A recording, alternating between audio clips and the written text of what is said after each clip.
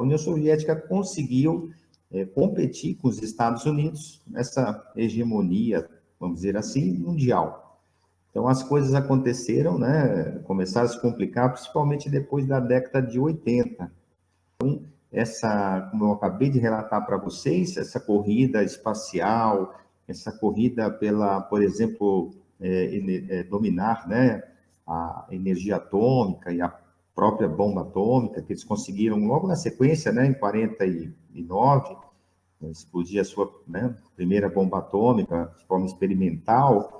Enfim, então isso tudo era um custo que a União Soviética acabou, como eu disse, ao longo das décadas, não conseguindo acompanhar o Ocidente. Tá?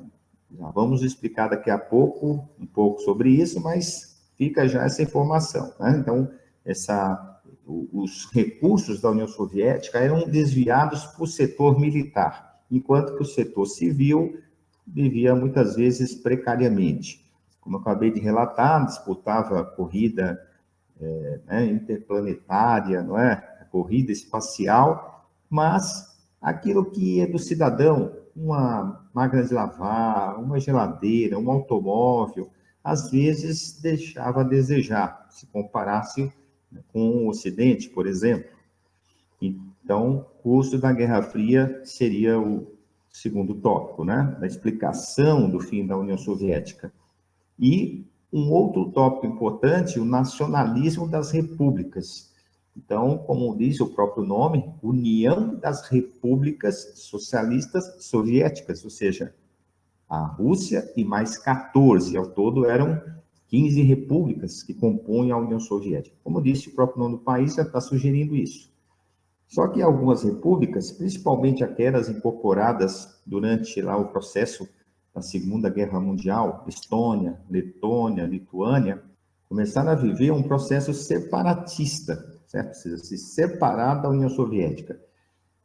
Ao longo, né, da hegemonia, como eu disse, no mundo socialista da União Soviética, como eu falei, décadas de 50, 60 e 70, os países chamados assim, vamos dizer, de satélites, né, da União Soviética, veja, é diferente das repúblicas, certo? As repúblicas faziam parte da União Soviética.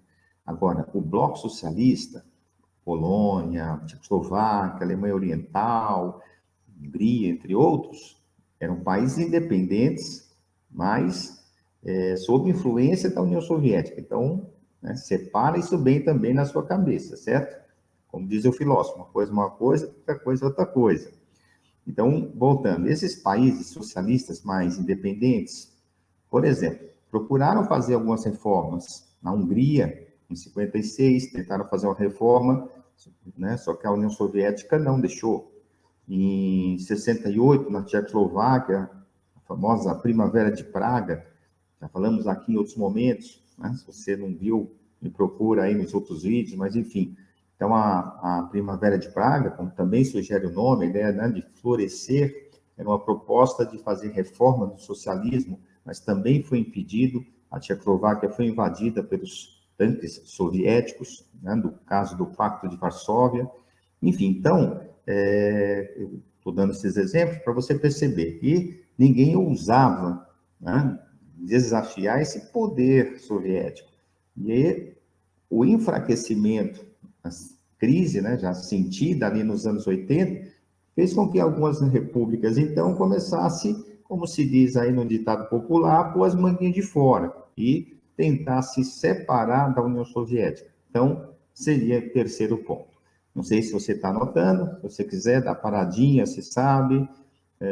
Também estou deixando aí justamente para você anotar no momento que você achar mais conveniente. Mas, enfim, então, são esses três tópicos, certo?